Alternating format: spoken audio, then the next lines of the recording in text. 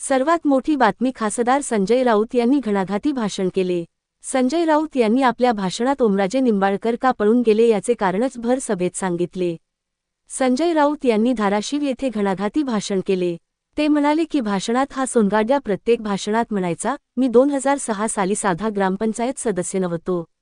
मला एकदा आमदार 2 वेळा खासदार केले, अशा स्थितीत उद्धव ठाकरेंना सोडणार नाही। मात्र आता काय केले भामट्या, असा सवाल राऊत यांनी केला। संजय राऊत पुढे म्हणाले की हा म्हणतो मी विकासासाठी गेलो, याने काय विकास केला? या खासदाराने मग धाराशिवचे दुबई केले सिंगापूर? तो का गेला? कारण त्याने त्याच्या वडिलांच्या नावाने पवनराजे मल्टीस्टेट ही कंपनी उभी केली। त्याच कंपनीने 500 कोटीचे प्लॉट अख्ख्या धाराशिवमध्ये खरेदी केले। गरिबांच्या नावाने बोगस खाती तयार केली। तेरणातील भंगार विकून पैसे खाल्ले आणि आता ईडी चौकशी लागल्याने हा डरपोक सोनगाड्या सोडून गेला, असा सनसनाटी आरोप संजय राऊत यांनी यावेळी केला। 7 मे 2024 मध्ये भूम तालुक्यातील पाटसांगवी गावात समाधान पाटील याची मतदान केंद्राच्या बाहेर हत्या झाली होती। ही हत्या शिंदे गटाने केली होती। आता हा गद्दार हत्या करणाऱ्यांच्या गोटात गेला आहे।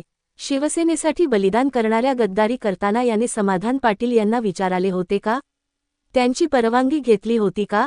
याच्या वडिलांचा खून झाला यामागे देखील संशय असल्याचे म्हटले जात असल्याचाही आरोपही संजय राऊत यांनी यावेळी केला।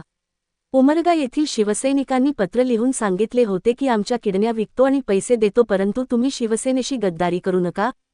तरीही हा माणूस निघून गेला। तू खासदार स्वतःच्या हिमतीवर नाही तर शिवसैनिकांच्या जीवावर झाला, असेही संजय राऊत यावेळी म्हणाले। आम्ही 20 वर्षे सापाला दूध पाजले होते, आता सापाचा फणा ठेचण्याची वेळ आली आहे, असाही घणाघात यावेळी संजय राऊत यांनी केला।